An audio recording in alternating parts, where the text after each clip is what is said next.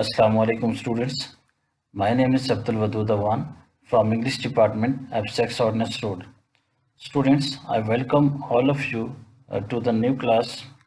Today I am here to discuss with you the first unit, that is the Savior of Mankind. I will discuss this lesson in detail and discuss the every aspect of this lesson. I will guide you how to answer the questions given at the end and during the reading.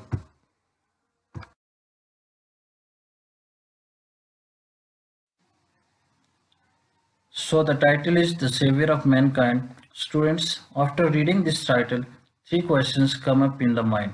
First one is, what does Savior mean? Second one is, what is mankind? And the third one is, who is the Savior of mankind? Students, these three questions and the answer of these three questions will explain the title very well.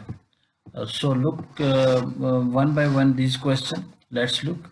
First one is, what does Savior mean? The word Savior means someone who saves, or someone who protects, or someone who is rescuer. And for question number 2, what is mankind? Mankind includes all the human beings, both men and women. And the third one is, who is the Savior of mankind? Definitely, the Savior of mankind is the lost prophet of Allah Almighty, Hazrat Muhammad, peace be upon him. So the title explains that this unit or this lesson is about Hazrat Muhammad, peace be upon him. And the complete title, The Savior of Mankind, in simple words, the title in Urdu is Insaniyat Ka Najat Dehenda, and this lesson is about the life of the Holy Prophet, peace be upon him. Now, let's move towards the reading of this lesson. Students, let's move towards the first passage. In the first passage, 2 points are discussed. First one is about the land of Arabia, and the second one is about the importance of this land. As here you can see the highlighted words that describe the land of Arabia. Students, now have a look at the difficult words with their synonyms. You have to memorize all of these words, and you have to underline these words in your books and write the meanings over there. Students, at the end of this passage, there is a quiz. First one is, what type of land Arabia is? And the second one is, where is Mecca situated? These two questions are explained in this passage. I hope you all understood about these questions. Students, let's move towards the second passage. In the second passage, 2 points are discussed. First one is the qualities of Arabs, and the second one is why Arabic language was chosen by Allah Almighty to send his final divine message. The qualities of Arabs that are discussed in this passage are their eloquence, and second one is their remarkable memory. So when you will read this passage, you will find these 2 points. So read carefully and find these points. Let's have a look at the highlighted words. These are the difficult words, and you have to write the synonyms for these words. Here is the list of all the synonyms of those words that were highlighted. Students, you have to write the synonyms in your books or notebooks. You have to find these words in your books and write the meanings. Now let's move towards passage number 3. In the passage number 3, the condition of mankind is discussed. In this passage, the condition of mankind before Islam is discussed. In this passage, the condition of mankind before the advent of Islam is discussed, and Allah Almighty sent the Prophet who lifted the humanity from ignorance to the light of faith. And this passage discusses the condition of mankind before the advent of Islam. Let's have a look at the words that are highlighted. You have to write the meanings of these words. The synonyms and meanings of these words are discussed here and presented here. Students, you have to write these words in your notebooks or books. At the end of this passage, there is a quiz related to this passage. First one is, what was the condition of mankind in the 5th and 6th century? And the second one is, why did Allah Almighty raise the Prophet? I hope you all understood this passage, and all of you have to do is to find them or guess the answers of these questions given at the end from this passage. Let's move towards the passage 4. Passage number 4 is about the Holy Prophet Hazrat Muhammad, peace be upon him. This passage is about the life of the Holy Prophet, peace be upon him, before the first revelation was revealed. Let's have a look at the words that are highlighted here. You have to write the meanings or synonyms for those. Students, you can see the words and the synonyms written here. You have to do is to write in your notebooks. This is the view of Ghar Hira, where the first revelation was revealed. Students, let's move to the passage number 5. In this passage, the writer has discussed the pressing urge of the Holy Prophet, peace be upon him, that was to eradicate wrong beliefs, social evils, cruelty, and injustice. As before the advent of Islam, there were wrong beliefs in the society, there was injustice, there was cruelty, and there was ignorance. So it was the utmost desire of the Prophet to eradicate or to remove these wrong beliefs. And also in this passage, the first revelation is discussed that was revealed in the cave of Hira when Hazrat Jibreel came. This is the translation of the first revelation taken from the Holy Quran, and these are the exact words. Students, you have to remember these words, as there is also a question in your exercise that is based on these quotations. Now have a look at the words, difficult words and their synonyms which are related to passage number 5.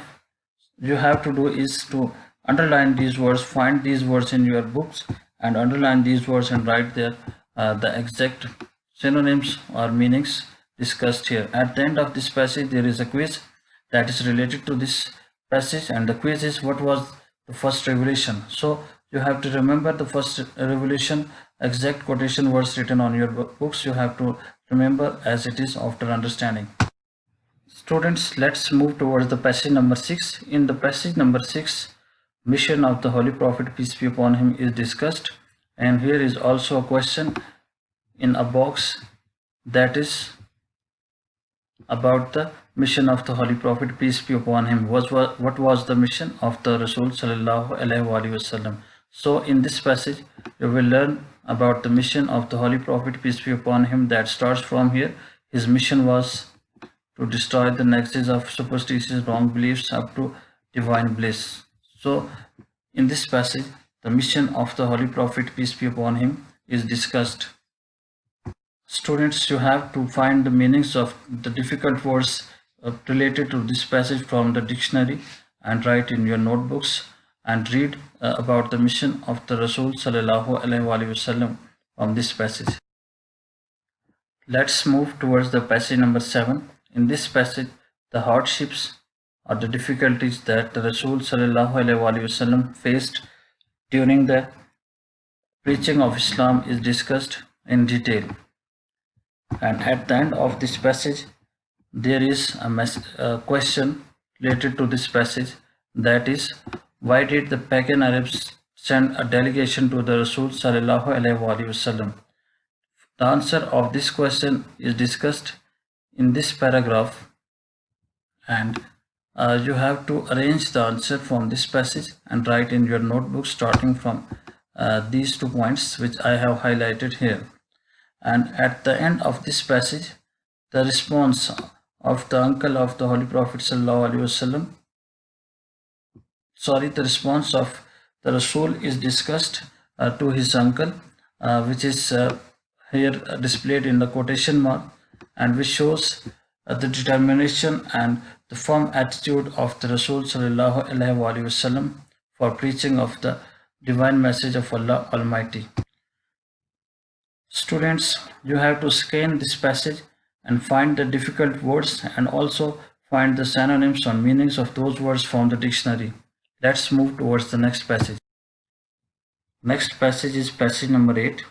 Students, in this passage, uh, the response of the uncle of the Holy Prophet, peace be upon him, is discussed, which is written in the quotation marks. As you can see, this is the encouragement from the uncle of the Holy Prophet, peace be upon him, after his remarks.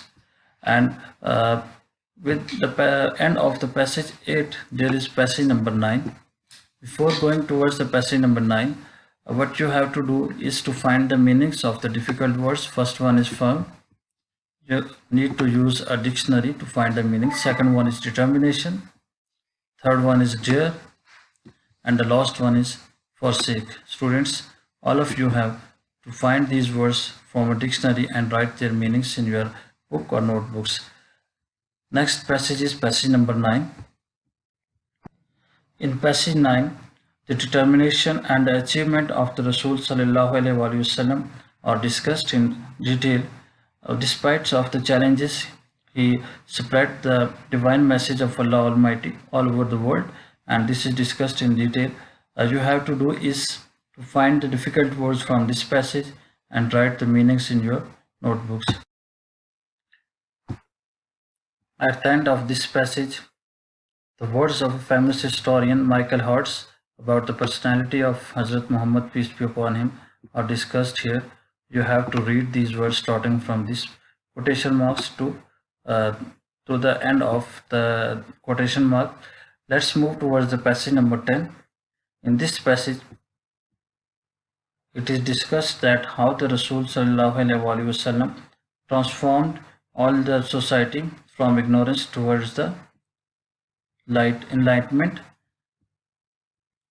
And it is told that it was due to his deep faith in Allah Almighty, his love for humanity, and due to the nobility of his character that he transformed all the men and society. At the end of this passage, the words of Hazrat Aisha radiallahu ta'ala anha are discussed or written about the Holy Prophet, peace be upon him. What he said is written at the end of this passage, and these are the words that Hazrat Aisha said about the personality of the Holy Prophet, peace be upon him. And in this passage, it is discussed that his life is a perfect model to follow, as the highlighted part you can see, for all the human beings. And at the end of this passage, there are few verses from the Holy Quran, and in the end, Allah Almighty tells in the Holy Quran about the purpose of sending the Rasul sallallahu alaihi wasallam. The translation of these ayahs is Bismillahir Rahmanir Rahim. O Nabi, surely we have sent you as a witness and as a bearer of good news and as a warner, and as the one inviting to Allah by his permission, and as a light-giving torch. So his life, or the life of the Hazrat Muhammad, peace be upon him, is perfect model for all the human beings to follow in their life. At the end of this passage, the theme of the chapter is given, that is Hazrat Muhammad sallallahu alaihi wasallam, the last Rasul of Allah Almighty, has a great influence on the mankind. His teachings and his life are the source of motivation and guidance for all humanity. This is the theme of the lesson that you have discussed. Okay students, I hope you all have understood the main concept, theme, and what was discussed in detail in this chapter. What you have to do is to read and reread this